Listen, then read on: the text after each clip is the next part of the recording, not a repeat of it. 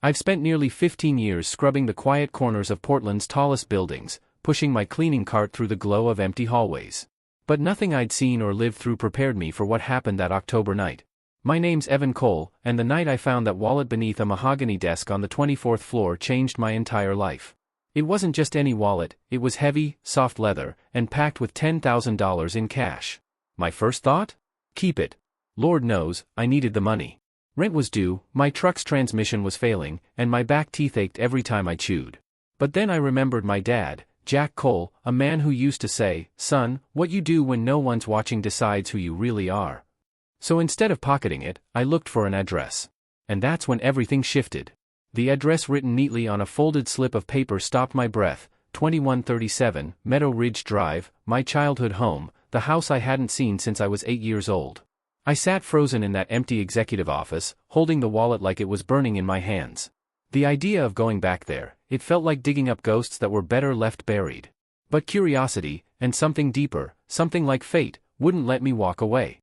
Before I tell you my complete story, subscribe and comment where you're watching from. I'd love to know how far this story travels. When my shift ended, I drove to that address. The sun hadn't even risen yet. The streets were quiet, lined with trees I used to climb as a boy. As I pulled up to the house, the memories hit like a wave: my mom's laughter from the kitchen window, the smell of pine needles from the front yard, the creak of the old porch steps where my dad used to sit after work, sipping black coffee. But the house didn't look the same anymore. Fresh paint covered the old blue siding, the porch swing was gone, and the yard, once wild with dandelions, looked like something from a home magazine. I stood there, wallet in hand, wondering who lived here now. Then I noticed the initials inside the wallet, CT, embossed in gold. My mind raced. Could this CT be the owner of my old home? I took a deep breath and knocked. The man who opened the door made my knees buckle. He looked like me. Older, but undeniably me. The same crooked nose from my little league injury, the same scar above the right eyebrow, even the same habit of leaning slightly on one foot. He froze. His hand gripped the doorframe. "Dear God," he whispered, his voice cracking. "Evan? Is it really you?" My stomach turned. He knew my name. Before I could speak, his eyes welled with tears. "I'm Calvin, your uncle. Jack's twin brother, the one he told everyone was gone." The wallet slipped from my fingers, hit the porch, and split open. The cash scattered across the boards like pieces of my past falling apart. For years, I thought my father had no family. He'd said his brother died before I was born, a car accident, somewhere out west. But now, standing in front of this man who looked like an older version of me, I realized my dad had carried a secret so heavy it changed the course of our lives. Calvin stepped aside, motioning me in. His voice shook. "Come inside, Evan. There's something you deserve to know." The air inside the house smelled faintly of cedar and coffee, familiar and foreign all at once. The yellow walls I remembered were gone, replaced by cold gray and framed art. My childhood had been erased, renovated into something unrecognizable. Calvin led me into the kitchen. The same kitchen where my mom once flipped blueberry pancakes every Sunday morning. My throat tightened as I looked around. He poured 2 cups of coffee and pushed one toward me. "Before you judge me, you should know, your father saved my life. And I repaid him by destroying everything he loved." I didn't understand what he meant, but I didn't interrupt. His voice cracked, and his hands trembled as he opened a drawer and pulled out an old folder, its edges yellowed with age. He slid it across the table. Inside were newspaper clippings, headlines about a Portland credit union robbery from decades ago. "After my boy died," Calvin began, "I lost myself. Started gambling. Drinking. Your father tried to help, but I was too far gone. One night, I tried to rob the bank he was working for." I felt the room tilt. My father? The man who taught me honesty above all else? Calvin nodded slowly, reading the disbelief on my face. He stopped me. But the police still thought he was involved. They almost charged him. So he made a choice. He told them I was dead. Changed his name. Burned every connection to me. I stared at him, unable to speak. "Your dad sacrificed everything," Calvin said quietly. "His reputation, his wife, his peace, to protect me." The weight of it hit like a punch. My father hadn't just been protecting his brother, he'd been protecting me from the truth. I sat there for a long time, staring at the man who shared my face. The man who was supposed to be a ghost. Outside, the first light of dawn slipped through the blinds, painting the room in soft gold. And that's when I realized, this wasn't a story about a lost wallet. It was a story about a family buried under years of silence, guilt, and sacrifice. But I had no idea that what Calvin would reveal next would change everything I believed about my father, and what it truly meant to forgive. Calvin sat across from me at the kitchen table that used to be the heart of my childhood. Now it gleamed with polished marble, cold and modern, reflecting a life far removed from the one I remembered. He rubbed his temples like the weight of the past was pressing down on him, then looked up at me with eyes so familiar it hurt to meet them. "Your father and I were inseparable," he began softly. "People used to call us mirror twins. We did everything together, school, work, even married women who were sisters. Your mother, Patricia, and my wife, Diane, were as close as we were." I blinked. Mom never mentioned that. Calvin smiled sadly. "No, I don't imagine she would've. After what happened, she left. Your father didn't stop her. He thought she deserved a clean slate, one that didn't include me." He took a shaky breath, then continued. "We both settled here in Portland after trade school. Your dad started his locksmith business. I worked at a bank downtown. Life was good. Until my boy, Nathan, got sick. Leukemia. He was 8. I froze. You had a son? Had, he said quietly. He was your cousin, just a few months older than you. You two used to play together every weekend. You shared everything, toys, snacks, even your birthday cakes." He smiled faintly at the memory, then his eyes clouded over. "When Nathan died, I fell apart. Diane couldn't reach me anymore. She tried, but I was drowning in grief, and I started drinking. Gambling. Anything to quiet the guilt." His words filled the silence between us like fog. "One night," Calvin said, his voice hoarse, "your father found me sitting on the curb outside a casino, broke and shaking. He took me home, gave me food, told me to get my act together. And I promised him I would. But I didn't." He looked down at his trembling hands. "A few months later, I found out he was working a contract at a credit union, installing new security systems. He had the codes, the keys, everything. And I begged him to let me in after hours. Told him I'd just borrow the money, fix my life, then pay it back." My stomach knotted. "You asked him to help rob a bank?" Calvin nodded, tears pooling in his eyes. "He threw me out that night. Said I was dishonoring Nathan's memory. I wish I'd listened. But I was too lost. So I stole his spare keys, copied them, and planned the job myself. I got to the credit union at 2 a.m., key in hand, ready to open the door. But then I saw my reflection in the glass. I didn't see a father or a husband or a man worth saving, just a ghost. I couldn't go through with it. I left." He exhaled a shaky breath. 3 hours later, someone broke in. Used the same entry points. The same codes. My fingerprints were on the door handle. When the police came, they were sure it was me. I swallowed hard. "But you didn't do it." He shook his head. "Didn't matter. My prints, my motive, my reputation, it all lined up. The police came for me that night. And your father got there first. He handed me $5,000, told me to pack a bag, and made me leave Portland. Said Clifton Cole died in a car crash on Highway 84. That I'd stay dead, no matter what." I stared at him, stunned. "He told everyone you were gone." "He had to," Calvin whispered. "He gave me an alibi. Told the police I'd been with him all night. His word carried weight, he'd built a lifetime of honesty. They couldn't make the charges stick, but his business suffered. People stopped trusting him. Clients disappeared. And your mom, she couldn't live with the whispers." I leaned back in the chair, the walls closing in. "She left because of that?" He nodded slowly. "She left because of me." The words hit me like a punch. My entire childhood, the move, the silence, the missing relatives, all traced back to this man sitting across from me. Calvin's voice trembled. "Your dad sold this house to pay for his lawyer. Started over with just you. He said it was better that way, that some truths were too heavy for a child to carry." He stood, walked to a cabinet, and pulled out a small metal safe. I heard the soft clicks of the dial before it opened with a quiet thunk. From inside, he lifted out thick stacks of cash bound with paper bands. "This is $200,000, he said softly. "Every raise, every bonus, every investment since the day I changed my name. I saved it for your father. I wanted to pay him back. But by the time I got the courage to face him, he was gone." I felt my throat close up. He looked at me, eyes glassy, voice raw. I didn't even know he'd passed until I read the obituary 3 days later. He set the money on the table like an offering. "This was supposed to go to him. It's yours now, Evan. Everything he gave up for me, it belongs to you." I stood, shaking my head. "No. Keep it. I don't want your guilt money." He looked broken, like the words themselves had cut into him. "It's not guilt. It's love. Every dollar earned honestly. Every one of them proof that your father's sacrifice wasn't wasted. But I couldn't accept it. I placed the wallet, his wallet, beside the cash and pushed them both toward him. You can't buy forgiveness. Calvin turned, opened another drawer, and pulled out an old photo album. You think I haven't tried? He opened it and began flipping through photos, pictures of me. My high school graduation. My wedding to Caroline. My wife's funeral. My father's burial. All taken from a distance, as if through the eyes of a ghost. You were there, I whispered. I never missed a milestone, he said. I stayed in the shadows, but I was there. Watching. Always watching. He looked away, his shoulders shaking.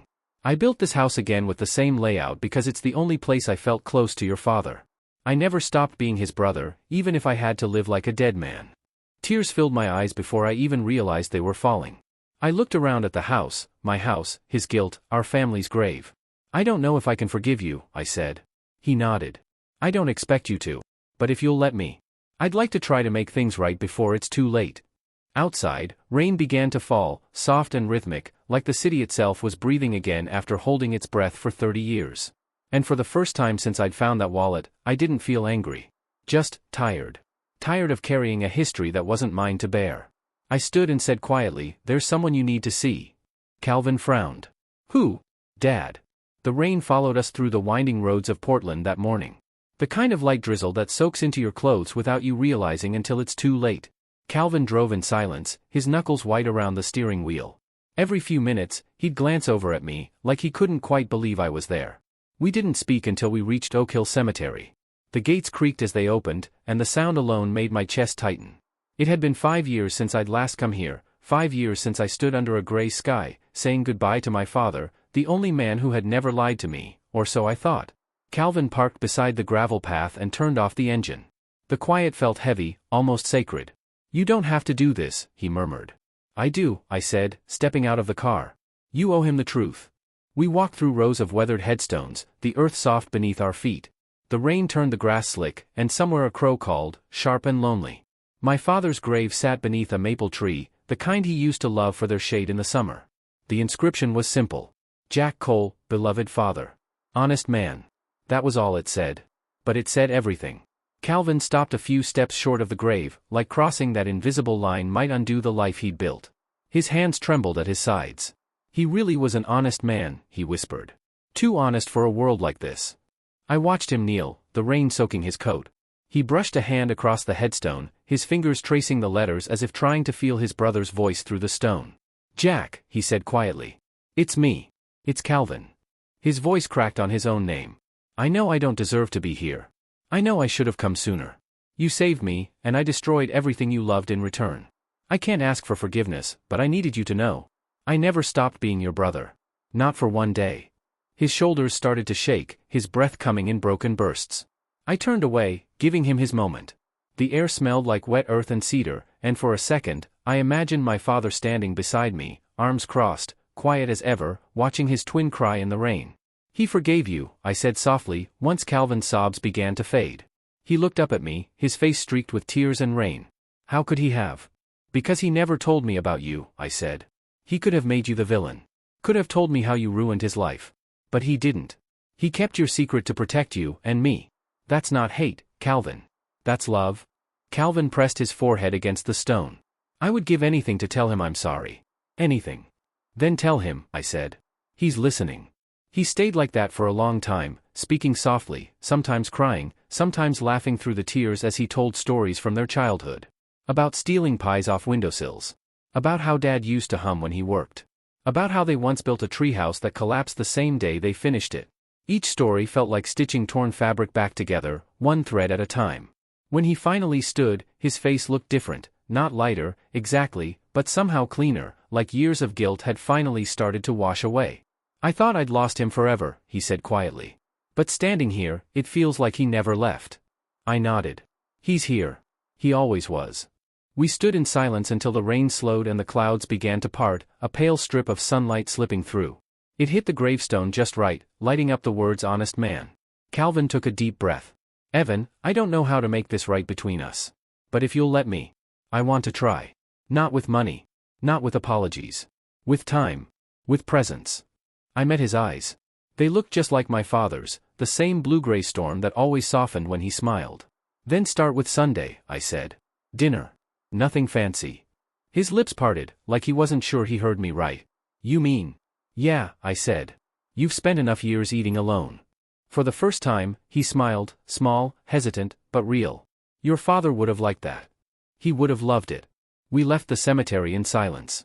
Not awkward silence, the kind that means there's finally nothing left to hide. Back at his house, he walked me to my truck. I don't know what to say, he admitted. You already said it, I replied. You showed up. He nodded slowly, eyes glassy again. You're your father's son. I hope so. As I drove home, I thought about everything Dad had taught me, about honesty, work, and forgiveness. He used to tell me, doing the right thing doesn't always pay your bills, but it'll always let you sleep at night. That night, for the first time in years, I slept without dreams. When I woke up the next morning, the wallet still sat on my kitchen counter. The cash inside was untouched, the initials still glinting faintly in gold, CT. I picked it up, looked out the window, and smiled. It didn't feel like a burden anymore. It felt like a bridge. I didn't know it yet, but returning that wallet had given me something no amount of money ever could, the truth, and the chance to rebuild what time and silence had broken. And deep down, I knew this wasn't the end of the story. It was the beginning of something my father had always hoped for, the day his family finally found its way back to each other. Sunday came faster than I expected. All week, I'd caught myself wondering if Calvin would really show up, if that moment at the cemetery had been a one-time release or the start of something real. I spent the morning cleaning my apartment, straightening the old photographs on the shelf, and setting 2 places at the small wooden table I'd kept since my wife Caroline passed. At 5:30 sharp, there was a soft knock on the door. I opened it to find Calvin standing there, a grocery bag in one hand and a bottle of wine in the other. He looked nervous, like a man arriving for his first dinner in decades. I didn't know what you liked, he said sheepishly, holding up the bag. So I just grabbed everything that looked halfway decent. I smiled. Come in. You're already doing fine. He stepped inside, glancing around the small apartment. It's cozy, he said, and I could tell he meant it. I like it that way, I replied. Quiet suits me. We cooked together, well, sort of. He chopped vegetables while I grilled chicken. The kitchen filled with the kind of easy conversation that feels both awkward and comforting at once.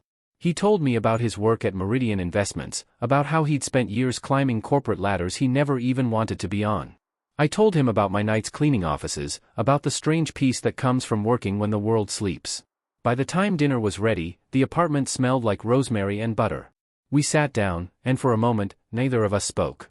Then Calvin picked up his fork and said quietly, "Your father would have hated this wine." I laughed, really laughed, for the first time in a long while. He'd have called it fancy nonsense.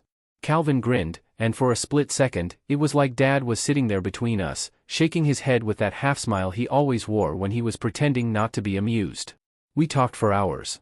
About childhood memories, about the way Dad used to whistle through his teeth when he was fixing a lock, about how he refused to let anyone else mow the lawn because nobody cuts corners in my house.